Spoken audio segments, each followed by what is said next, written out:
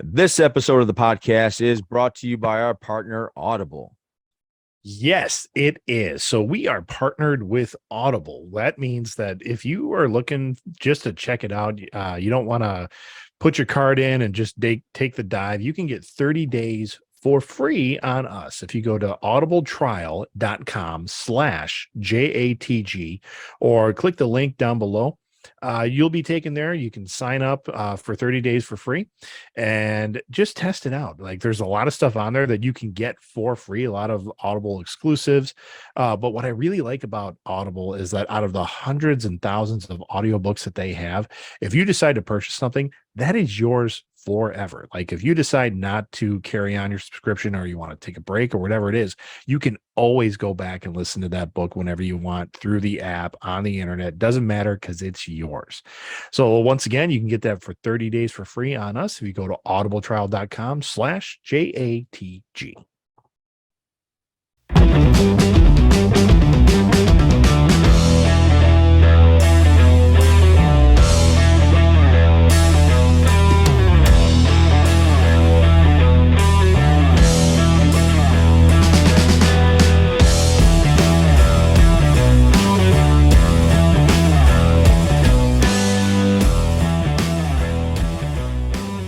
This is my we're going live face. Yeah.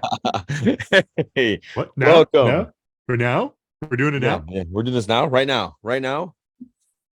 Welcome to another fun-filled episode of Johnny and the Greg.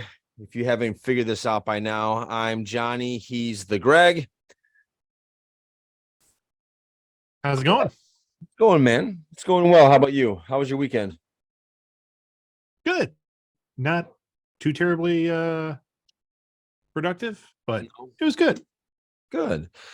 I did say, and I knew I jinxed us the minute I said it, that we would be having a host or a guest on with us, Danny Trejo. She was not available. Well, I'm blaming her mom for that. yeah, sometimes parents just show up unexpectedly. Yeah, that's true. Yeah. And what do you do about that? You just go, No. oh, mom's here. Nothing you can. Yeah. So she's dealing with mom in California. So we're going to be talking about some movies that Greg watched. Did you actually do the dealing with mom like it's a burden? Dealing with mom's a burden? Yeah. No, I'm just like Danny's like dealing with her mom. It's like, no, her mom decided to come out and Danny was super excited. So oh yes, you're right. Sorry. All right.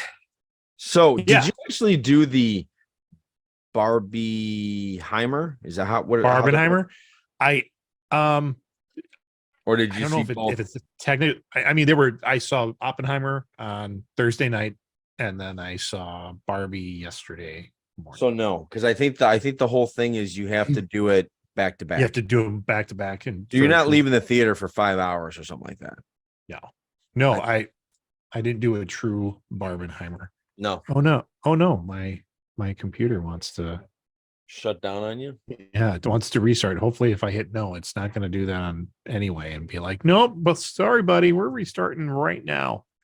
Well, I hate it when that happens. But anyway, yeah. So I saw both films. I saw Oppenheimer on Thursday, and then on Friday, I saw a headline that says Oppenheimer is the most important film of the century. And I was like, really? Next week. You think? They're first off, they're both great films. Yeah, I've heard a lot of good news about. I'm not going to sugarcoat either one. They're very different films, but they're both great films. Oppenheimer, and I'm going to go as spoiler free as I can on both of them. But all right. So Oppenheimer, obviously the story of J. Robert Oppenheimer, the father of the atomic age or the father of the atomic bomb, so they say. For it's a 3-hour film. The first 2 hours are him coming into the Manhattan Project and then completing the Manhattan Project. That's 2 hours. The last hour of the film is, for lack of a better term, no pun intended, the fallout of the Manhattan Project and what happened to him. Because as I think everybody knows, our nuclear program did not end with Hiroshima and Nagasaki. I mean, it became a arms race with the Russians with the nuclear bomb and everything else. And the H bomb, the hydrogen bomb, they kind of pepper that in a little bit, and how that was, you don't get to see its creation, but down the line you can see where they were kind of working on it at the same time. A lot of things I didn't know about Oppenheimer, like his relationships that he had, didn't really know about those. Like he and his wife, like from the beginning, like estranged would be the best word you could use for their relationship. It seemed almost loveless, but it wasn't loveless. I mean, just the way they kind of played it. Things I did, like, this is all based off of a book called Prometheus, Stealing Fire from the Gods, I think was the subtitle to it. Or no, American Prometheus. That's what it was. It was American. I saw that in the credits. It's all based on a book called American Prometheus. And yeah, they do a great job of visualizing a little bit of what Oppenheimer was seeing, because he wasn't great at math. I mean, he was good, but he wasn't like Einstein good or Niels Bohr good. And they made sure to hit that home. In fact, the conversation he had with Niels Bohr, where he's like, well, but can you, if mathematics is music, can you feel the music? And his professor that was in the room, he's like, well, he can't. He's like, no, he can't. His proofs are off. He doesn't solve very well. He's like, but you can be a great musician and not be great at sheet music. Like, can you feel it? And that's what he could do. So I was like, that is a great analogy. I felt like that was really good. You can be a great, like a theoretical guy, and like you can kind of see the workings of the universe, but just because you can't get to the same answer the same way that everybody else does mathematically doesn't mean that you're bad. So I thought that was interesting to see that. Some surprises for me, because I mean, this isn't the first movie about the atomic bomb. I really like the Paul Newman film, Fat Man and Little Boy, from I think I want to say it's 89, maybe earlier than that. No, look that up real quick. Fat Man and Little, yeah, it is 89. Fat Man and Little Boy. Really good film. And that gives you like a very kind of simplistic, like, this is how they built the bomb. This is the Manhattan Project. Where this gives you that, but then there are times they want you to know how complicated it was to do. So they take the science speak and the math speak like way up here. And I tend to think I'm pretty good and can follow along like with some of the theory behind the physics. But most of the film, I'm like, they're talking really fast. They just want you to hear science talk, and then they move on. So, okay. I'm trying to think of other notes that I made. How many listeners do we have right now? You know what? I'm not even looking at that page. We have one, probably my mom. Cool. Can that listener let us know if they are receiving us choppy or not? Because I'm getting choppy, Greg, but I'm hearing you. I'm just getting choppy. Oh, really? Yeah, and I want to know if it's me that's actually choppy versus anything else. No, I bet it's me. You know what? I'm going to turn my video off for 2 seconds. Yeah, and I'll be right back. All right. So it's just me, folks. Hope you enjoy this little thing. I did not see Oppenheimer, and I did not see Barbie. Okay, my first thought on seeing Barbie was it looks so silly and so stupid, I didn't want to do it. But then I'm hearing a lot of reviews coming out that's saying that it's good. It's it tells a unique and different story that I guess wasn't expected. I hear it's not a kid's movie at all. So don't take your little girl to see it. I had somebody stop me at the mall and ask me if I was going to take my daughter to see Barbie. And I hear it's not at all a kid's movie. So don't do that. I hear it's very, I mean, I guess you could, but I hear like the the humor will go right over the kids' heads. They won't understand that. I was talking about Barbie and how it's probably not a kid's movie. I don't know. It's we'll get there. Yeah, How's that? go back to Yeah. Oppenheimer. So the thing about Oppenheimer, because of it's a Christopher Nolan film and he likes to Yes. play with time. Yes. I thought we were gonna have more messing with time than we did. And he did it more like when we open the film, there's like this black and white version, and that's where Robert Downey Jr. Is playing a potential cabinet member for the president. Right. And he is he's being interviewed by Congress. But because he was kind of over some of the nuclear research, he was being grilled about Oppenheimer. Okay. And so it was that was like the black and white portion of the film. If you cut back to color, that was the whole making of the bomb, like historical piece. Another part that was in color, but like the frame, I think the frame was different and the color was different. Like they put different filters on. And that is a private, for lack of a better word, interrogation by U.S. officials to Oppenheimer. And Oppenheimer had a lawyer there, but the lawyer was not privy to any of the evidence because it was deemed top secret. Yeah, classified. So that was interesting. And seeing how those three pieces all played together by the end of the film, really well done. I mean, Nolan's kind of a masterful storyteller, and he really is a fantastic filmmaker. Even the movie I don't understand, Tenet, I still thought it was a great movie. The one gripe I do have with Oppenheimer is more of Christopher Nolan's style, in that the score almost never stops in the film. Like there's music almost through the whole thing, which is meaningful. I mean, it's not distracting, but the way he mixes his sound is sometimes the music is playing so much that you can't hear the dialogue. Overpowered. It is. It's like a weird balance. I thought it was maybe just the theater I was in, but they don't usually have that problem.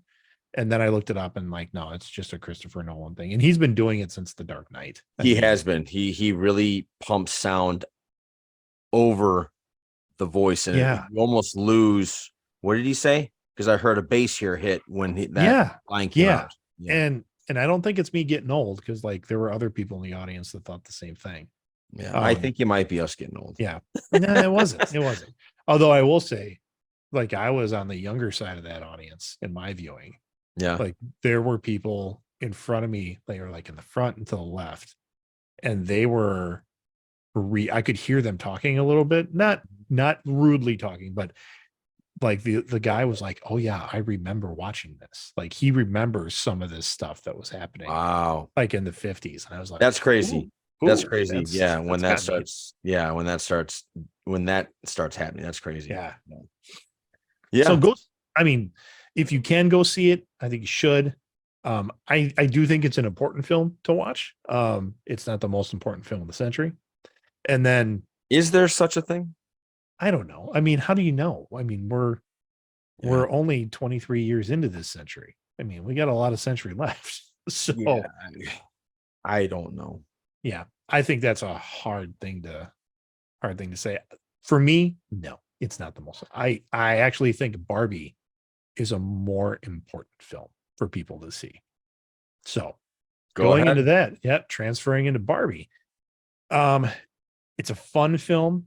It's good. The social commentary they do is fantastic.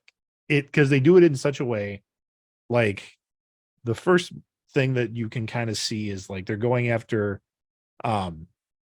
they look at Barbie as, there's stereotypical Barbie, which is Margot Robbie. So she's stereotypical Barbie, and then there's President Barbie and Dr. Barbie and Chef Barbie, and they start to go through all the different formats of Barbies, right? Even bringing in Mermaid Barbie, right? So you're like, okay, everybody's got a role. And then when they start to go at They're like, and then there's Ken, and here's Beach Ken, and here's Asian Ken, and here's other Ken. I mean, it's all very like the role of men in Barbie Land is very diminished. Like men are an accessory to Well, Barbie. the toys were, yeah. Yes, that was the Yeah, point. that was the point. Yeah. And How many people are going to call this woke? that's just it.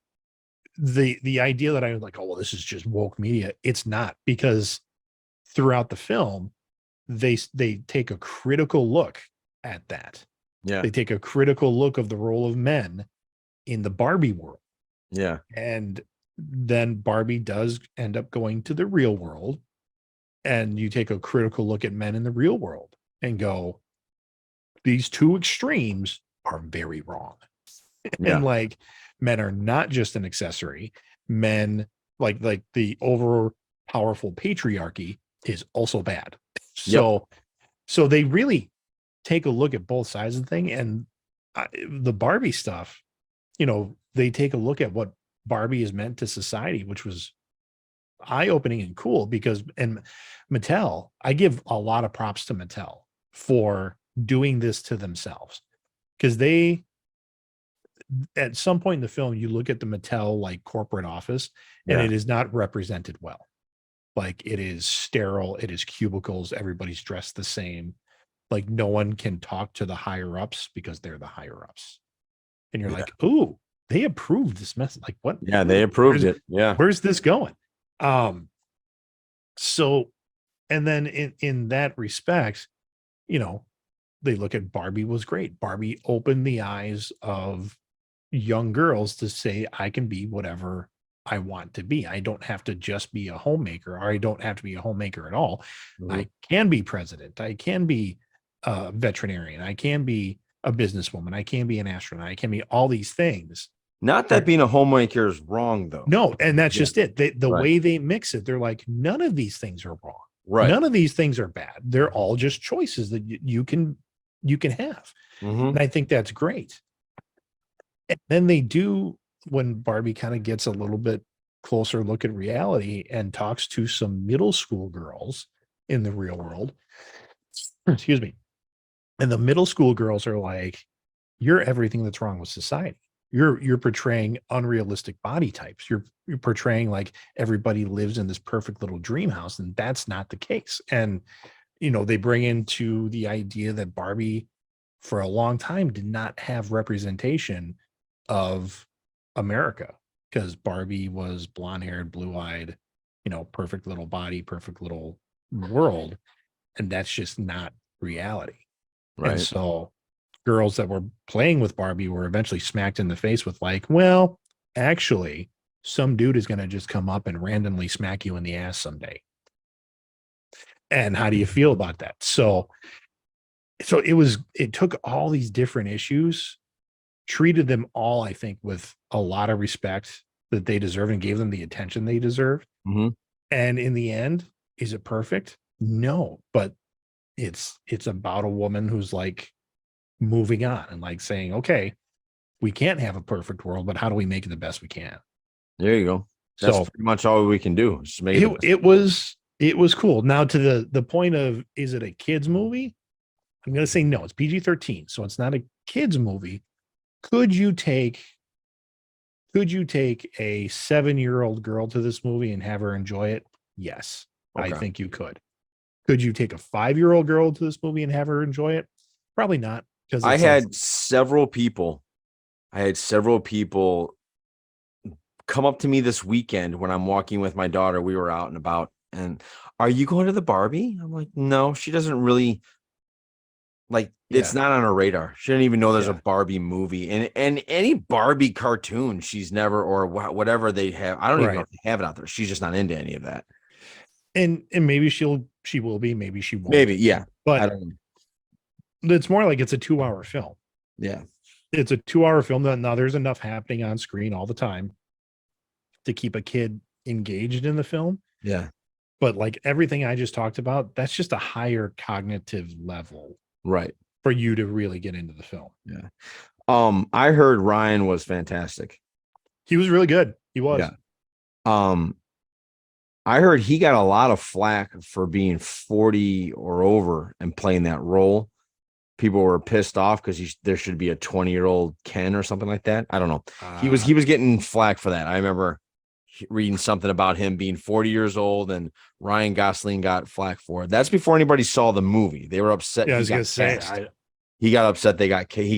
He got cast as Ken. no, he absolutely killed it as Ken, and especially when Ken starts to have his own identity crisis. Crisis. Yeah. He played it really well. And I'm looking up to see like how old is Margot Robbie?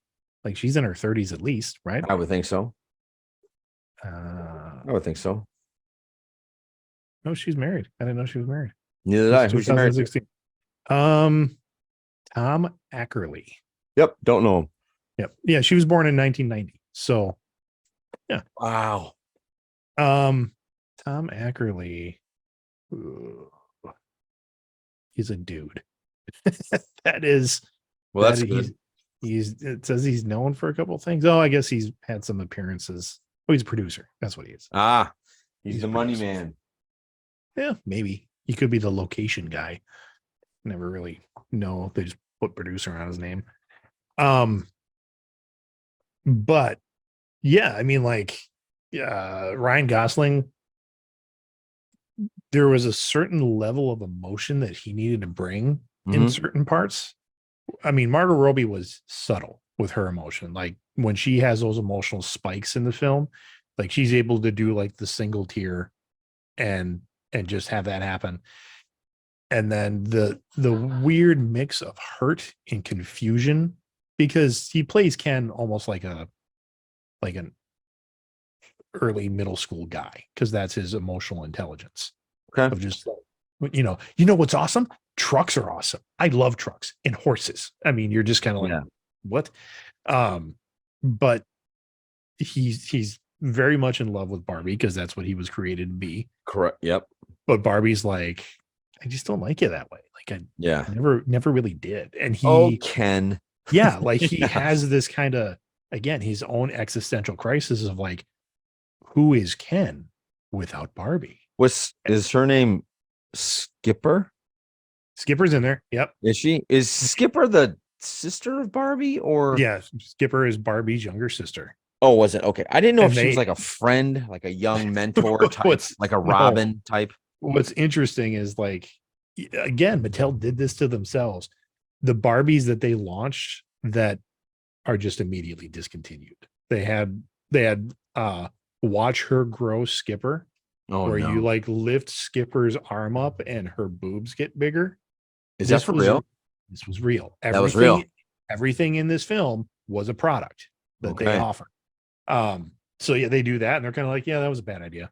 And I think in the 90s there was a Barbie that had a necklace that was really a camera, and then in her back, like she wore a jacket, and then in her back was a little TV screen. And so they had this woman wearing that. She's like, you know who wants a TV in their back? Nobody wants a TV in their back. That's funny. So they had like these discontinued Barbies. I didn't know this one, but evidently, and it's Michael Cera, who I'm not a big Michael Cera fan, but he played this well. There was a gay Ken. No, his name was Alan, and he was Ken's pal. Okay. And they play it off where he's a little androgynous. You're not really sure. Yeah. But because in Barbie Land, nobody's gay. I mean, that's just not part of their concept. Did they make fun of Ken's genitalia? Yeah. It's something like they called it like a plastic blob. Okay. They made fun. Actually, they made fun of genitalia in general. Because Barbie doesn't have any either. It's like, I thought it'd be funny, like if Barbie went on a date with a real person, and then he was like, "What the hell?" Like, yeah, no, there's no, and that's, somebody said something about the sexuality in the film. I'm like, there isn't any. The worst, like I said, the worst thing that happens is a guy comes up and slaps Barbie in the butt, and she turns on. She's like, "Hey, what the?" And like she's angry about it, as she should be. Because like she's like, what is that? What is that about? Who does that? Yeah. Because she. Let me ask you a question real quick. I want to pause on that for a second. Sure. If a girl slapped you in the ass now, when you're in your 20s, 15, 30s, would you be mad? Like it did happen to me. Like Were you mad? in my 20s and 30s. No, not mad, just surprised, I guess. Okay. Because I understand why a woman gets upset. I actually I 100% understand that. And she should. Yeah, there's no argument there. But I've had it happen to me and I've never been upset. Right. And I've never felt violated, and I've never felt the way that I understand a woman could feel. And I totally get it. It's just how I've talked to men. I haven't met one guy that would be upset about it. I'm not going to say I didn't feel violated, because I did. I mean, it was just violated. Well, as much as I could be. Now, it's a very different thing because I'm not afraid for my personal safety. Like at no point. Is that violated? Like when I think violate, I think something like a needle violates me. No, it was, grasping of a private area without my permission. That's a violation. Okay. So again, I didn't fear for my safety at all. At no point did I, but I turned around and I was like, hi, can I help you? Like I was offended. But again, it was never where I think it wasn't something where I was afraid that I was going to be in a situation I couldn't get out of. Oh, fail to respect someone's peace, privacy, and or rights. That's you're looking up. Yeah. I didn't really know what it, because I always thought violated was like entering someone's home, or I never thought a slap on the butt meant violated, but I guess that would be a violation. So yeah okay. The most recent kind of thing is when I started wearing kilts. I mean, because everybody asks you the one question that they really wonder, which is a very dumb Americanized thing. You wearing underwear right now? What the fuck do you care? I mean, so there is, that's not violating, but I have had people I'm one of those people. That's curiosity. No, but you and I have a very different relationship in that I know you. It's when strangers are asking me. Well, we asked our stranger, our wandering kiltman. I asked him. You did. Yeah. And I was, and if you go back and look at my reaction to that, I was like, oh. Well, that was what I mean. If you're walking out in the wilderness for hours. Yeah. Days. But anyway. Weeks. Yeah. In the snow and rain. Yeah. I've had people like lift it, like grab it and kind of try to lift it up. And then that's kind of violating. Yeah. It is. You're like, get the fuck out of here. I mean, I've slapped a hand before. Like, what is wrong with you? Well, I never liked it when a girl would grab my shirt and lift up. I hated that. I was like, why would you do that? Yeah. Mm-hmm. So I get that. Yeah. But again, because we're men and we're not exactly small men, we never felt it was a threat to our safety. Yeah. Do you think women feel it's a threat to their safety? Absolutely. I'm sure some do. Absolutely. I'm just wondering if all of them are. I guess what I'm saying is I'm looking for the percentage of, do they think it's a threat to the safety, or do they think it's I'm not just something to walk past and slap? There's a lot of everything that you said. Yeah. Yeah. And the thing about it is, I think that everything there is at a 90+% mix of emotions. Well, I guess also it would like, if it's 3:00 at night and you and this guy are by themselves and he slaps your ass. Yeah. You're definitely afraid of your life. Yeah. You're definitely scared. But not even just your personal safety or just, being in an uncomfortable position or situation. I mean, there's, yeah. And we know a guy that was just friendly. Yeah. Who liked to grab ass. This was in college. Grab or slap. That's a big difference. Still, he did both. Okay. But he would slap or pat or do whatever, and thought it was fine. Yeah. Until it's not fine. Mm-hmm. And I think more often than not, it's not fine. And there was a long time that women were just trained to accept it. Yes, like take it as like that's just boys being boys, which is terrible. Well, this is a funny episode on Friends where Chandler keeps getting slapped by his boss on an ass. Remember Oh that? yeah, yep. Yeah. That So little, yeah, it's to me, it's a very interesting topic in terms of how both sexes view that. yeah. Again, you and I have never feared for our personal safety. Now, like, if you'll get here, like when you're out in public with your teenage daughter, Yes. and you will see young men checking them out. Like Yeah. you'll just like if they're You'll see just it. looking, you'll be You'll like, see it. okay. Now, if someone were to pat, slap, grope, whatever, like there's going to be an immediate. I mean, you're going to want to do something. Um, and so like it's that idea of it is a violation. It is a breaking of personal boundaries that shouldn't Yeah. happen. So Yeah. Sorry to yeah. cut you off there. I know we were talking about Barbie and we went to an ass Well, because that happened again, on the show. But that concept of, I mean, there's America Fiera, I think is how you say her last name. Ugly Betty. She had a show called yeah, I Ugly know. Betty. Yeah, I know who it is. Yeah. And she was, I mean, great actress. She's in the movie. And she has this awesome rant, excuse me, where she's like, as a woman, you're supposed to be this, but not this. But then you have to be this, but not this. And she's talking about, the plight of a modern woman. And I think that's kind of what you're getting at here is, like you're supposed to want a guy to notice you for your physical appearance, but not be interested in you for your physical appearance. Because one, you're playing hard to get, and the other one you're a slut. Like, how does like those things can't, like those diagrams don't intersect. So Yeah. how do you handle this as a modern woman? And that's where I thought they did a really great job of, what it's supposed to be. Barbie Yeah, was it definitely can't be easy. no. Yeah. So it was great. And that's where I think where in terms of like what's a more important film to see, Barbie's a more important film to see because while they did all that for the women, they also had that same kind of conversation for the men.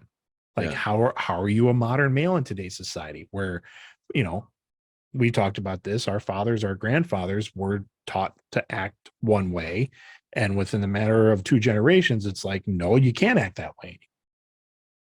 But our chemistry hasn't changed. Right. Well, I mean, yeah. Human instinct or animal instinct, whatever the basis or the rawness of who we are DNA wise, that takes a while to catch up to modern conveniences. So yeah, that's a very hard thing to wire yourself. But I've been, it's funny. Your mom brought up last week that love was the only thing we've created that we haven't, like, that it hasn't had a negative effect. And what we brought up was that the fact that I said that humans are very, their first nature is actually selfishness and destroying. Like those are the first two things that are very, and it's how we try to, as we build society and we learn about religion and we learn, like, we try to just distance ourselves from those two things so much.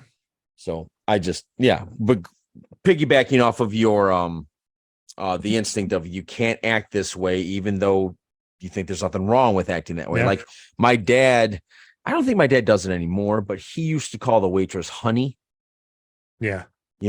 Hey, honey, can I have a, you know what I mean? Like, and I think my dad thought it was a polite thing. Yeah. But I think after a while, he started realizing, oh, maybe this isn't polite anymore. Well, good for your dad. That's personal growth. Well, I think that might have a lot to do with the partner. Oh, Like okay. the wife going, stop that, John. Don't do that. Yeah. Don't do that anymore. Or else going, Dad, stop. So. But yeah, Right. yeah. Well, good. So I'm there's my movie reviews. yeah. So sounds like I will see those things. I will not see them in the theater, which I guess it's all I've been really wanting to talk about for the last 2 weeks, and I feel like Danny needs to be on here to give us a little bit more of a Oh, stronger point of view. the writer strike, the writers and actors The strike. writer, the actors, like, Yeah. we really need Danny, because whatever we say, we're not in that industry, so we can't Yeah. explain it to the depth that she can, and it's killing me because Mhm. my first thought when I heard the writer's strike, I've always understood that. When I've heard the actor's strike, my first thought was Tom Cruise needs more money. Like, that was my And first thought. uh-huh. And then I started digging into it. I started thinking about it. I started like, Mhm. you start listening to James Vanderbeek. I think I sent you something on that. Yeah. Yep. And all these really interesting ways that you're looking at that you didn't even think about. Streaming services, we don't know what those contracts look like. I think, isn't that the problem originally that Scarlett Johansson had with Marvel, because her movie got screened, Essentially, yes. so she lost out on Um, all this money, well, yes. I mean, right? Yeah, it's really the issue with the streaming services is what's coming up, because like there was nothing in those contracts before about getting residuals for streaming services. right. It was only DVDs. Yeah. Yes, Or um even just getting your film, like you make a film, you think it's going to go into the theater, and then the they moved studio it right to goes, the, yeah, yeah, the studio goes, no, you know what, we're going to move that one to streaming only. yeah. So when you're, when you're negotiating contracts for acting, part of the thing that happened was you'll take less money up front, and then they will pay you a portion of the profits on the back end. And if you're really confident that you're going to have a hit movie, you'll do that.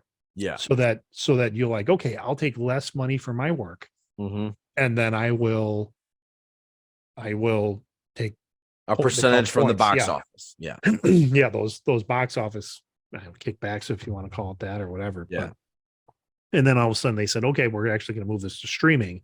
You don't have a contract for revenue sharing on a streaming service. Right. So a movie like, I don't know, well, like a Marvel project, Wonder Woman 2. sure, yeah, like one of those things that's you're going to cut out that entire theater take, Yep. and they're saying, well, we're going to show it on HBO or Netflix or whatever your streaming service is. They don't need to pay you anything. Like if you say this movie got watched, 3 million times Yeah. in one weekend, well, if you figure your typical ticket price is probably what, $12 a ticket, Yeah. if that, Yeah. No, Brad. 15, And 20. it's like 20. Okay. Yeah. It's been a long time since yes, I've I know. bought a ticket You're for you've been, I don't want to say sheltered. You've been having a good deal. Yeah, I do. Yeah. I do. And I Yeah. love it. And so, yeah, if it's $20 times 3 million, Mm, that's that's money. something I think I'd like to ask you. If you didn't have the deal you have, do you think you'd be seeing as many movies as you see? I wouldn't be able to. No, Yeah. That's no, what I thought. Okay. Okay. Go ahead. no. I would be seeing movies on like Tuesday nights, because the local theater, the big theater chain up here does like $5 movie nights, or I guess there's another one not too far away that does $6 on a Sunday, Right. something like that.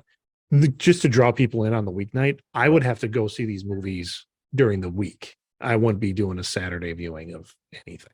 Yeah. Okay. Yeah. Because what's funny, because now that we have that friend of ours on the podcast, Matt, it Mhm.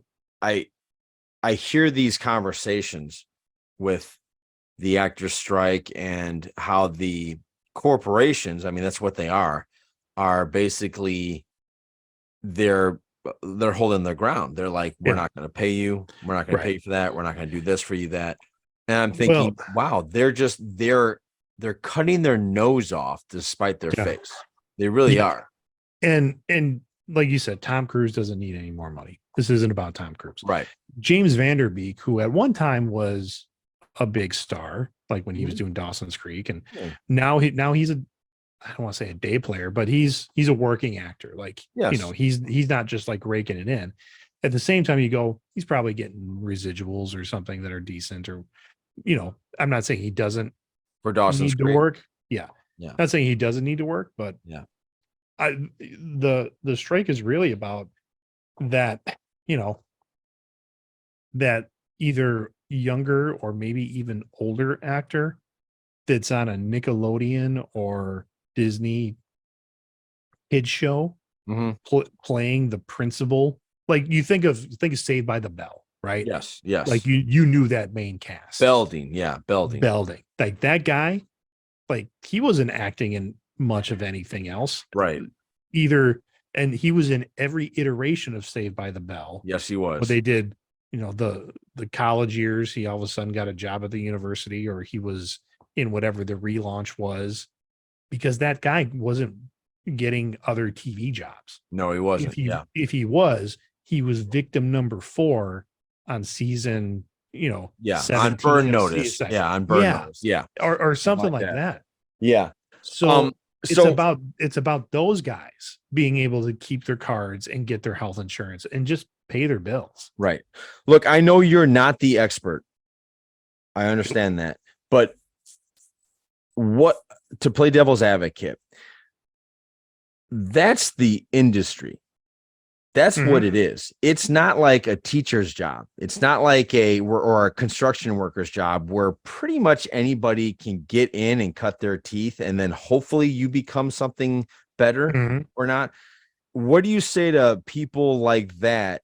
Like, what do you say to people that give you the argument of that's the business, man? You either make it or you freaking don't. It's the same thing as like those people that are doing Friday night at Jeff's Fish Spot when they're doing a either stand-up comedians or they're putting on they're a band. Like you get that's for better lack of a better word, they're paying their dues. What do you say to that? Like, what are your thoughts? I'm not trying to put you on the spot. It's just I get it. Yeah. I mean, if it's just there are actors out there that they make their entire career out of small time shows. Yep. Not only that, the commercial actors. Yeah. That girl from AT&T. But she's a director now, though. Right. But if she did her contract right, I'm assuming every time she was getting paid every time that thing played. Probably. I'm assuming so. I was thinking of one actor in particular. His name's Eric Kramer, and he was the first Thor in the Trial of the Incredible Hulk, or I know what you're talking about. Death of the Incredible Hulk. I mean, and he was the oversized dad on a lot of those like Disney shows or Nickelodeon shows. Or something like that. Yep. I think of that guy or Uncle Phil. Yeah. That's another guy where he's, they're just playing those roles. If the industry wouldn't exist without people like those. I get it. So what you're saying is, we had a term for it. I'm sorry, we don't have a term for it. There is a term for it. Those actors in the background. Those niche actors that can play any role. Like Gary Oldman can play anything. He can. The guy, his wife got busted for the USC scandal. He plays, he's in Shameless. He's a great actor. William H. Macy. Thank you. Him. You're talking about people like that are in the background usually. I'm not even talking about people like that because we know their names. Okay. So I'm talking about the day players. The guy that. What do you mean the day players? It's the people that come in for one day. Yeah. They do a job. Now they're acting because they do have lines. Yes. And then the next day they're on to another show, or they're coming in for like, we need you for a week on this one show for an episode. You know what I mean? But I do know what you mean. But to me, that screams that's a niche. I don't think it's niche. I think there's a handful of actors, and a lot of them that's how they pay their bills. Is that they definitely do. Yes, you're right about that. Because or else every film would be nothing but big name stars. Every show would be nothing but big name stars. Because you can't have a cast like that. Like you're right, Gary Oldman can play whatever he wants. But you're By the still way, paying a lot of money for Gary Oldman. you're still paying for Gary Oldman, and it's Gary fucking Oldman. Like you know who that is. Yeah. You might have to really peer through the makeup. By the way, he's an Oppenheimer, and you have to like peer through the makeup and the accent. You're like, oh, it's Gary Oldman. Wow, but like that was a big get for them. Like that was a thing to put him in that role. Hardy in there? What's that? Hardy in there? I didn't see Tom Hardy. No. Okay. I really am talking about those. I mean, pick your TV show that you watch either now or you watch when you were growing up. That one character, it was a recurring character, but wasn't in every episode. Boner from Growing Pains. He was Kirk Cameron's friend. Yeah, I know, but okay. So, Greg, what do we do then? We give him $1 million. No, you give him what the union contracts, so that when they, I'm sure he had the union. I'm talking about Boner specifically, but that type of role, yeah, like that person who's going to have a contract and like they get residuals for their show. They're like, no, like you're not going to get residuals unless it's shown on broadcast television. But how many people are streaming? Got it. Okay, so that's the thing. All right, but that could open up a huge can of worms. Like what I'm saying is, like, I think you bring up a great point with the Boner thing, right? So let's just look at Growing Pains in general. Kurt Cameron, after a certain time, wouldn't you sit there and say, like, all right, Kurt, look, man, nobody even watches Growing Pains on, but Netflix has it, but it's not doing well. It's not doing anything. There has to be a limit and a cutoff point. Wouldn't you think in their contracts they'd have a cutoff point? Maybe they do, but like the Friends, I understand that you can't cut, you can't do that one, but or are you talking about like maybe those one or two little bits of people that show, like the No Soup for You guy on Seinfeld? Yeah. What else is he doing? Right. But my point is, you just don't keep paying that guy because he showed up one time. You don't pay him the same rate you paid him initially. I mean, residuals aren't like they're not getting paid. Yes. Like I thought I heard one day, like if you have a speaking role in a TV show, your base pay for that day was like $1,500. Okay. Now, maybe I'm wrong on that. Maybe I'm overshooting that. Right. But it was at a time in my life where that was what I made like a week. And I was like, wow, that's for one day of work for speaking one line. Yeah. So I was like, that's okay. If you could get that work, that's good work. Right. But you take into once you start to figure in, see, this is where other things, like if you're on TV, if you're making $1,500 a day, that's all take home. It's not all take home. You got to take taxes out. You got to pay your agent. You got to pay your, and so maybe you're taking home 40 or maybe even 30% of that after you pay your. That's everybody. No, because I don't have to pay an agent. I mean, I pay taxes, but you are, but taxing the government's your agent. Right. So they're already but that means they're taking away 50%. And then I got to, out of what's left over from that, I got to give 10% back to my agent. I got to put in stuff in retirement or whatever else. Right. Now, I guess what's funny is I don't look at acting. I don't look at that as a quote unquote real job. And I think that's what a lot of people that don't study it, that don't look into it, that aren't going to talk about it on a podcast like you and I are, that aren't going to have a guest on here that's going to give us more in-depth and more understanding, is looking at it as how I originally looked at it.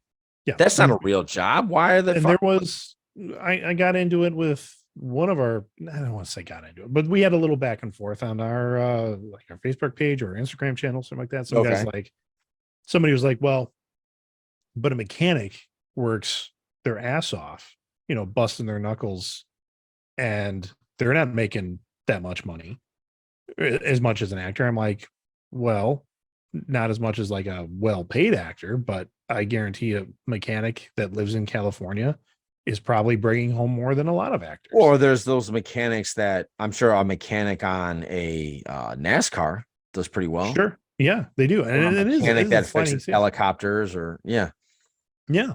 Yeah. So, you know, people aren't taking even like the California standard of living is much higher. You know, Huge. It's ridiculous, actually. it's, I mean, when I was working for the nonprofit, we had to pay people according to their geographic location. Yeah. So you look at somebody in Wisconsin and let's say that they were making, because it was what I would say a low paying job, they're making like $16 an hour. Right. And you're like, okay, in California, the person doing the same job has to make like $26 an hour. Just And so so the he can people, buy milk. Yeah. yeah. So the people in Wisconsin are like, that's nuts. I want to make that kind of money. It's like, yeah, but you're getting more bang for your buck living in a small town in Wisconsin Right. than this person is living in, Right. Bakersfield, Yeah. California. Yeah. I thought what was interesting was that, and this one I'm on board with. It's kind of piggybacking off of what we talked about last week, but when James Vanderbeek mentioned AI and how they can just, I just saw on Instagram somebody AI took Johnny Cash's voice Mhm. and had him sing "I'm a Barbie Girl." That song, "I'm a Barbie Girl," and Yep. because of all of the lyrics he's ever said in his life, every time he was live, anything, they pulled exactly all of that, or the computer did, threw it all together, and he's actually it's a good song, and he's going, and he's doing it the Johnny Cash way. He's not doing it to a fast beat. It's just "I'm a Barbie girl" like that, and he just in his way, and that's scary because you don't get paid for that. Mhm. So I understand that. And I'm gonna stop right there. We got Sure. our pal Darren's on the chat window right now. Awesome. And Darren, he said, yeah, he's hurting right now because I'm sure his show is shut down. Darren Hafford, can you jump on right now? If I just send you an invite, let us know, Darren. Yeah, because we'd like to get firsthand knowledge. Yes, absolutely. People that are feeling this. Yes. Because I mean, and Darren brings up a good point. It's not, I mean, these shows are shut down. Like, so now you have everybody else that's not working right now, the carpenters, the electricians, the lighting guy. I didn't think about that. Thank you. The script girl. I mean, there's a lot of people here that are affected by it. I mean, and in certain parts of California or in other parts of the world, send them an invite. Other parts of the country, I think of like Atlanta, I think of Austin, I think of these other places that have a lot of filming happening. Yeah. Part of their economy is shut down right now.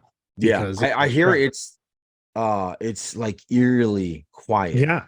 And you've got folks you've got CEOs sitting on their yacht saying, you know what, we can hold out until y'all go homeless. Like, yeah, really, dude? Really? Well, it's almost like the NFL strike. Like the owners are like, do whatever you want to do. And they're like, well, you don't make money unless we show up on the field. Yeah. And play. So, but I guess the problem with most of America is they just hear rich people bitching about they're not getting more money, and there's a lot more to it than that. And so, Darren, I sent you out the invite. If you can accept it, jump on, I will let you in. Because we definitely need to hear person that's actually going through it versus two guys in the Midwest. That are just reading about it. Yeah, that are reading about it and forming opinion. And I haven't, because I wanted to be fair, I did try to look up what's the other side of this. So like the actor side, the creator side, that's very much out there. Yeah. Like what's the other side? And everything I've read is negligible onto why, like the amount of money that the studios would need to pay out to give residuals on the streaming platforms. They're like, no, that's not a big deal. I mean, some studios would feel it, but it is less than they gave their CEO in a percentage raise last year. Right. I heard a quote from what's his name? James Gunn's brother about Bob Iger. Yeah. Yeah. And how, like, Bob Iger was making 400% more, and all they were Mhm. asking was like 2%. Correct. If he, yeah, something like that. And I think Bob Iger had a really bad quote, which shows we were just talking about people from that generation Yeah. who are still have that mindset in that generation that, like, no, we've never done that. We're not going to do that, type Mhm. stuff. So, Outside of Paramount or Universal, I can't remember which one. Um, there was the row of trees, right? yeah. And these trees were been there for, I mean, they're old, mature trees, California based trees, and they were providing shade for the picket lines. Okay. And overnight, these trees were Cut down. pruned, not completely cut down, but they literally took the entire tops with all the leaves on them off. Oh my God. And it was to torture they won't officially say it, but it's obviously to Yeah. torture They're playing psychological yeah. warfare. Yeah. In record breaking heat, we're going to torture the picketers so that Yeah. they can't stand out here and picket by just making them overheated. Yeah. Now the city came back. I was like, hey, movie studio, you're actually not allowed to trim those trees. That's Yeah. the job of Exactly. the city. Yeah. That's the city's And job. and you weren't allowed to touch those. It's like they're on the sidewalk. Yes, they look like your trees. They feel like your trees, Yeah. but those are the city's trees. Yep. And so now they're facing like the blowback from the city for more or less defacing city property. It's funny when you tell that story, I can just see just a big CEO handing him money in an envelope and it's going away. Yeah, that could be like Yeah. whoever the city arborist is, be like, Right. let's just make that go away. Or sending some 20 Exactly. something starlet who's Yes. trying to Yes. make a Yes. career move. Unfortunately, yeah. Yeah. Unfortunately, yes.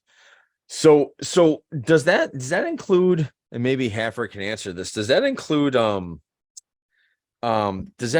like like you can't really promote anything right now because like, so the stars from Barbie and Oppenheimer, are they not allowed to have these interviews now? And I don't think it's a not allowed thing. They're just choosing to do it in solidarity with the strike. Like I heard at isn't not Cannes Film Festival, whatever the film festival was going on in Europe. okay, I think it's Cannes.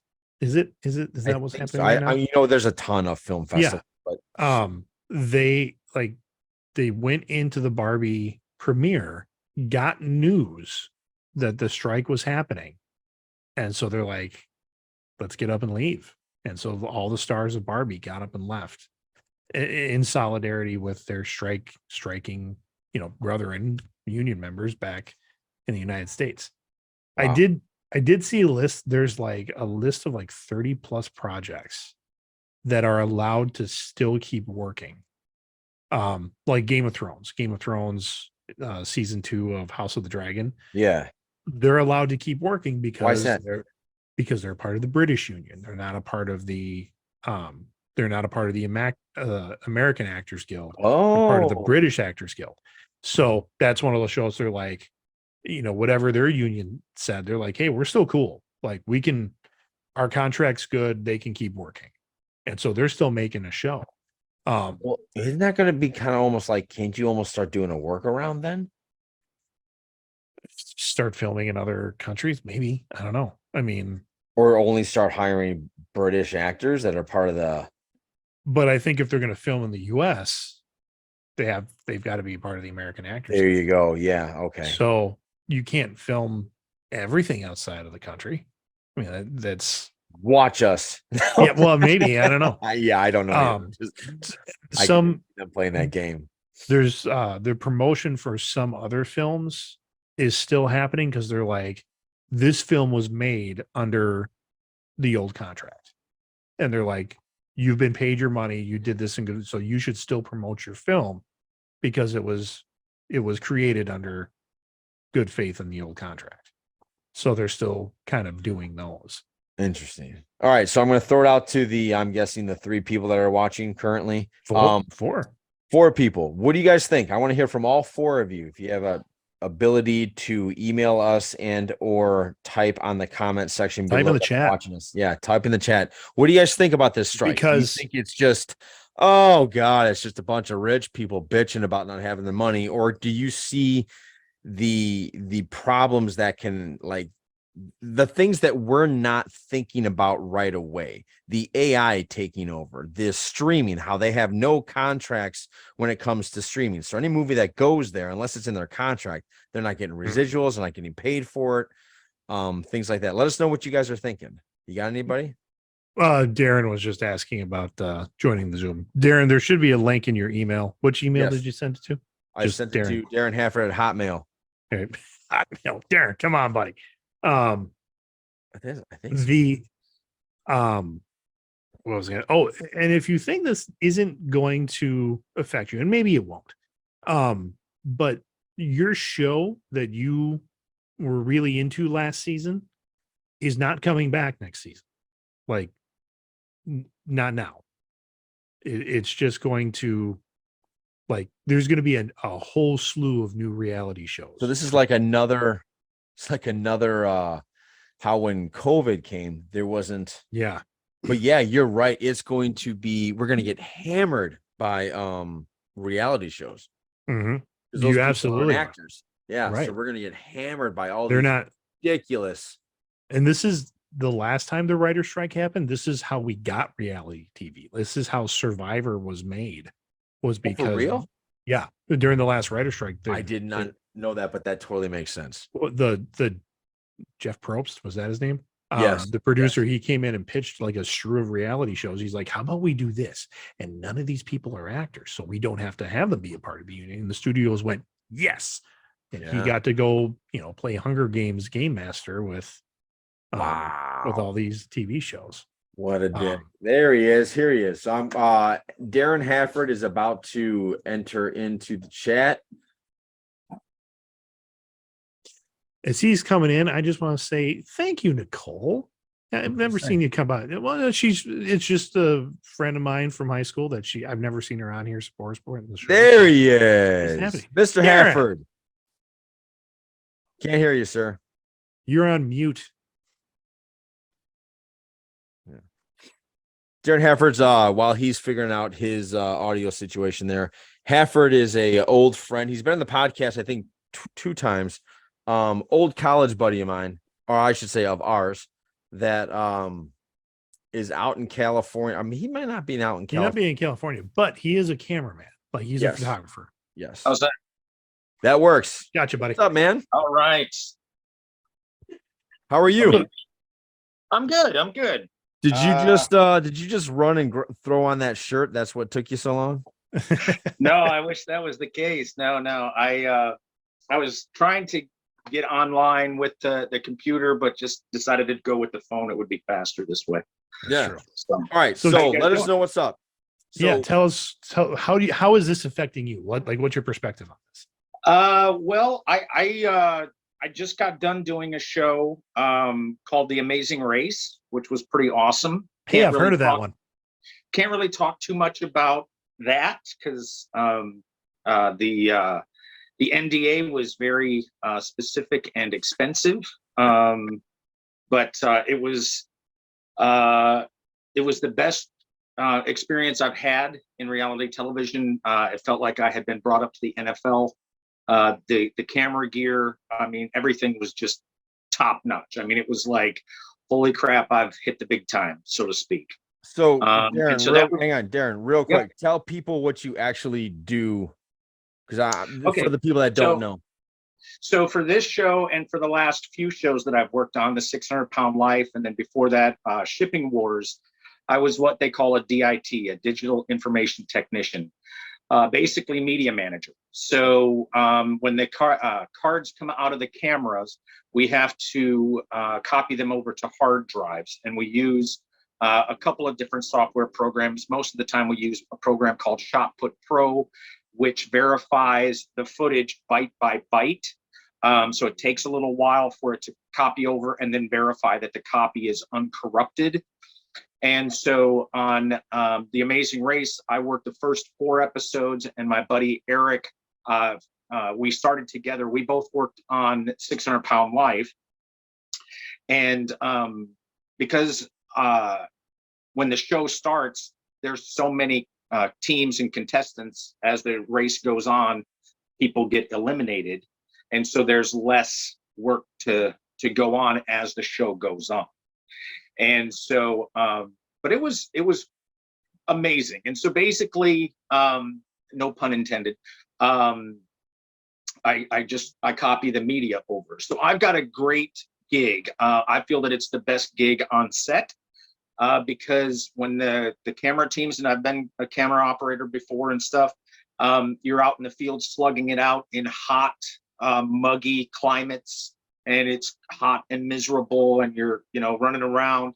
I'm sitting at a desk in an air-conditioned hotel room with a couple of laptops. So it's you're not making me feel sorry for you right now. I just want to let you know, man. No, it's a desk job. It's a desk jockey job. So, but the thing is that with the strike and everything, there's a lot of people out of work, and so there's not as many jobs. A lot of reality shows are all non-union, and so you have people that were working on other shows that are looking for jobs as well. So last week I probably applied for, let's say, 15 to 20 different positions, and we're talking like 3 to 5 days here. I came off of The Amazing Race like the second week of June, so I haven't worked since then. And so now it's getting to a point where, okay, am I going to have to go back to waiting tables for a little bit, or do I try to take a job in Portland, Maine for 5 days if I can make $2,000 and drive across the country, which I've obviously done before. That's kind of where I'm at right now. And the problem is there's a lot more people looking for a lot less jobs. So your job market is now flooded because yes, flooded with candidates because they, those union jobs are all they're not working right now. So same people are like, well, I got to do something. Yes. Yes. Okay. And, yeah. I didn't even think of that. Yeah. I didn't think of that either. And most people, with the strike being the writers and the actors, it's affecting every crew position on a production, So if the show shuts down, you're not only losing jobs for writers and actors, you're losing jobs for assistant directors, for production assistants, for script supervisors, for second AD, first AD, assistant camera, so camera operators. So there's a lot of jobs that are behind the scenes other than just the writers and the actors. And so it affects everyone. Now, I had just gotten back to Los Angeles. I came back to do the show. I had been in Texas, and the first time I came out to Los Angeles, 2008, was the last writer's strike. So it's like, I got to stop leaving LA and coming back because it seems like, it's not good. Yeah. Well, and now that you're talking about, like, I'm thinking about other businesses that can be affected. So even like the catering services. I mean, like they were probably planning for a typical summer. Yes, right. Ordering food, ordering product menus, stuff like that. And now all of that is just gone because they're not serving a show anymore. Right. And it's to the point where I'm like, okay, well, I don't really want to have to go back to waiting tables all this time.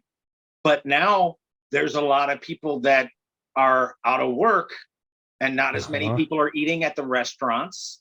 And there's more people that are going to probably be seeking restaurant positions, because you can hop on as a waiter or waitress. Yeah. Well, so now what happens? There's more people trying to get less jobs that are not associated directly with the industry, but you kind of fall back on, I mean, I've been very blessed that I haven't had to work a waitering job in like 7-8 years at least. So. Hey, Darren, is there, if you were to, I mean, like, does the writers and the actors, if they find out that you're doing other camera work for anywhere? Do you guys kind of get a black mark, or are you supposed to kind of stand united with them, or how is that like? How do they view that?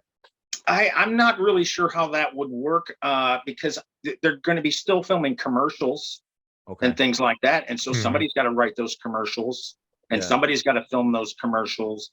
So there's going to be other projects that are still going to be filmed and things like that. I think most of the time with the union, whether it be the writers union or guild actually, Mhm. or the actors guild, it's mostly for network stuff. So like, but Paramount isn't going to decide to start shooting a new TV show and use non-union people because it would just look really, really bad on Right. them as well. Yeah. Right. So the problem is that the I hate to say it, the rich can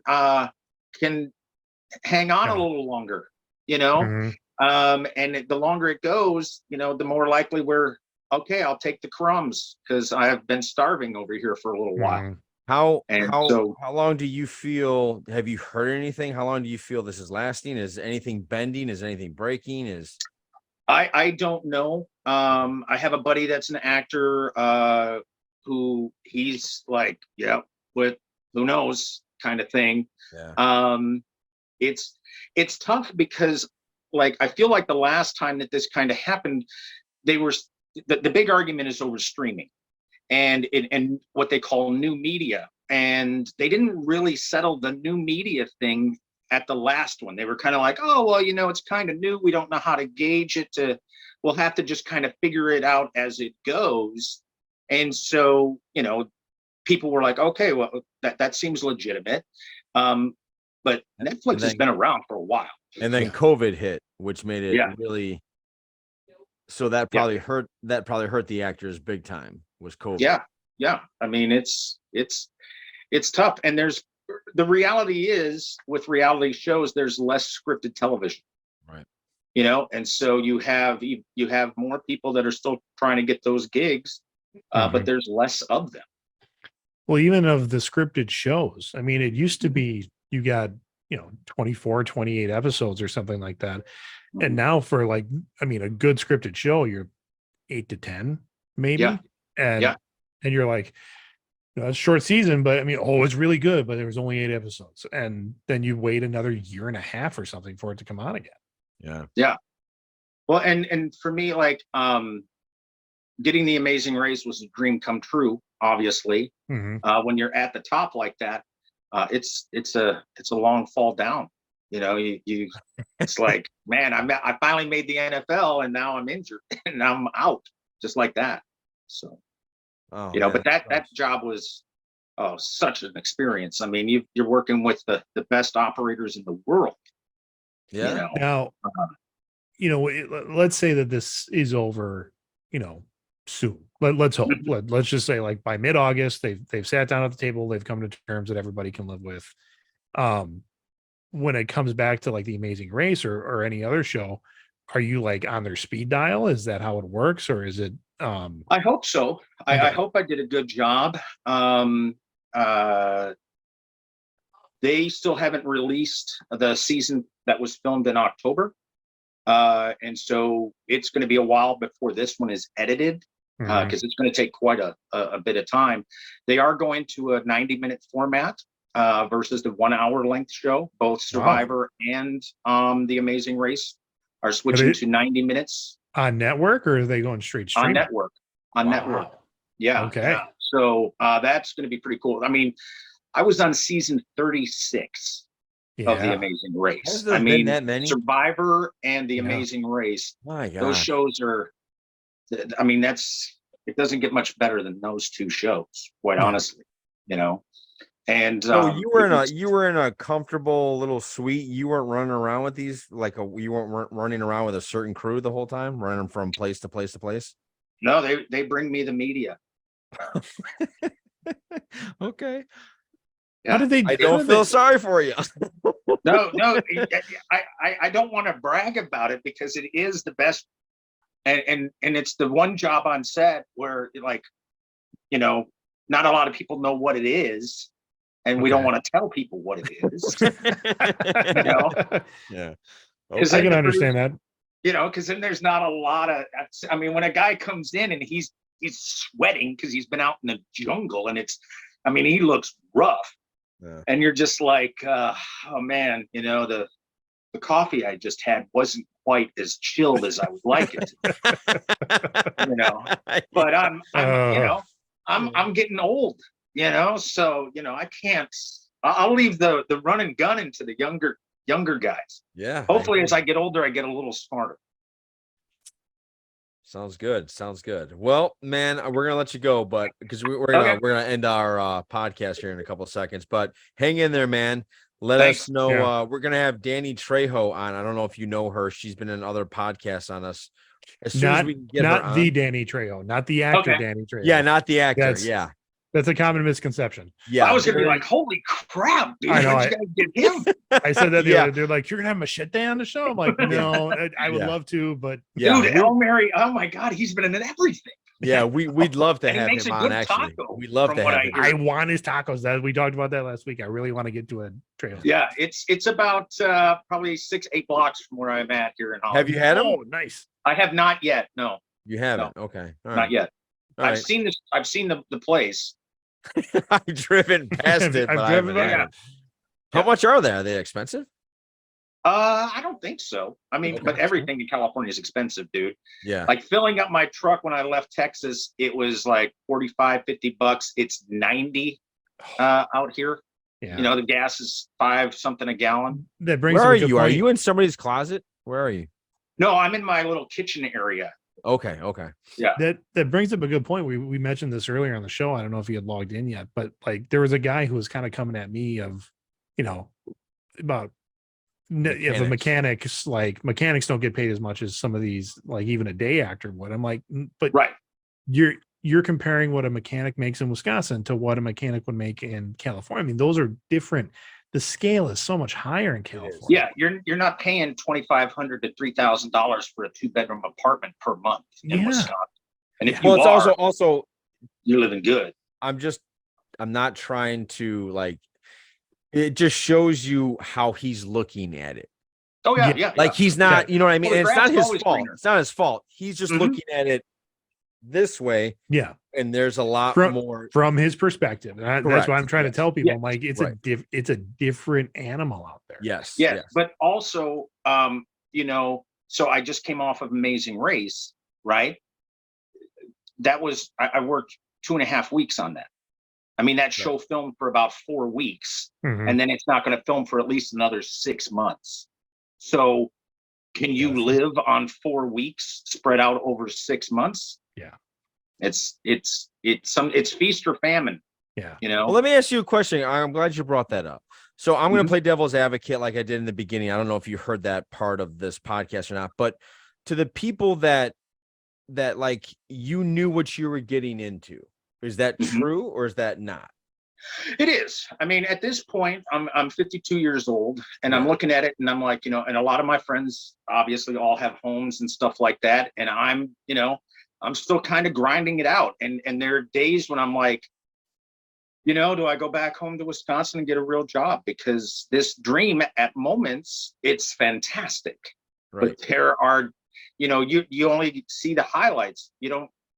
I generally try not to complain when I'm having a tough time, you know, but there are definitely tough times. And I mean, I'm driving it while it's glamorous at moments, it's those moments that I'm living for.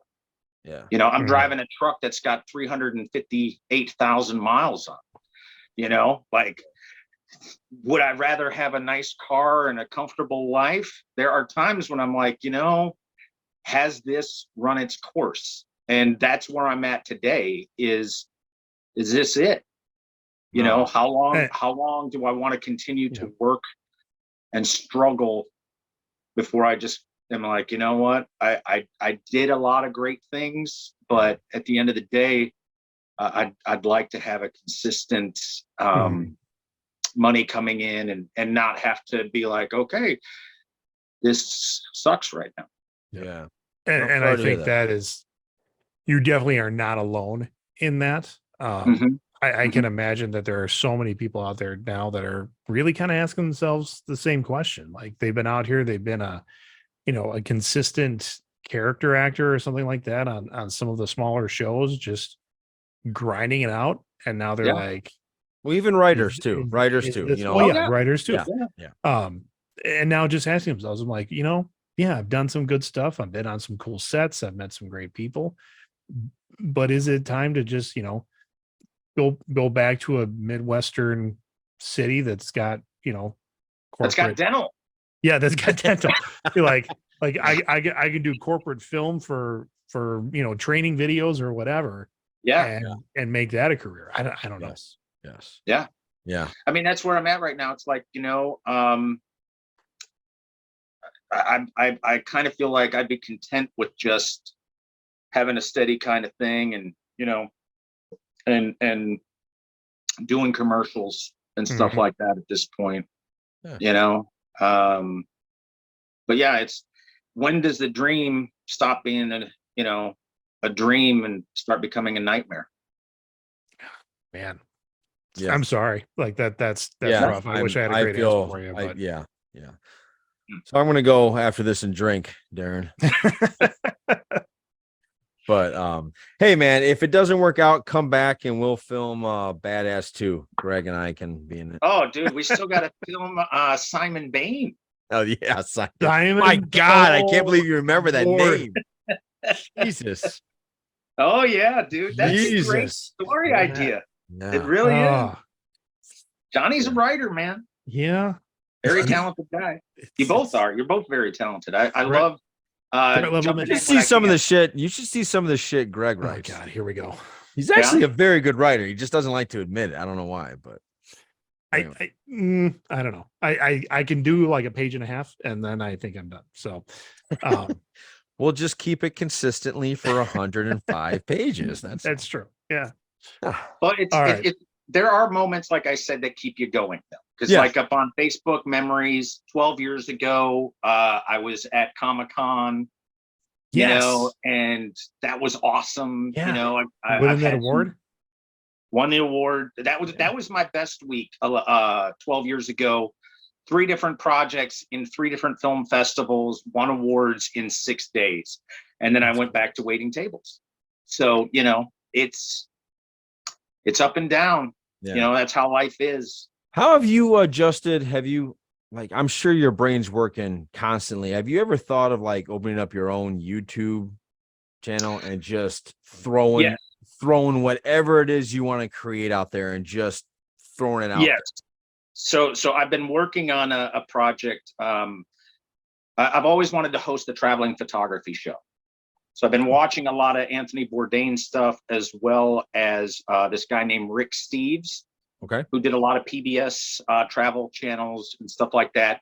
And nobody's knocking on my door to host a traveling photography show. So no, yeah. And so sometimes you got to just make it yourself. Right. And right now with the time off, so yeah, I've been shooting a lot of photos lately. Haven't been posting much, but I need to get on that. But yeah, I'm setting up to do this month in photography, and Cool. the last year and a half has been quite good for me as far as traveling and being able to take photos in different cities and stuff. So I'll be able to have, a good library before I have to come up with some other stuff. So like if I go back the last 15 months, that's 15 episodes. That gives me a block of time until I have to create something new.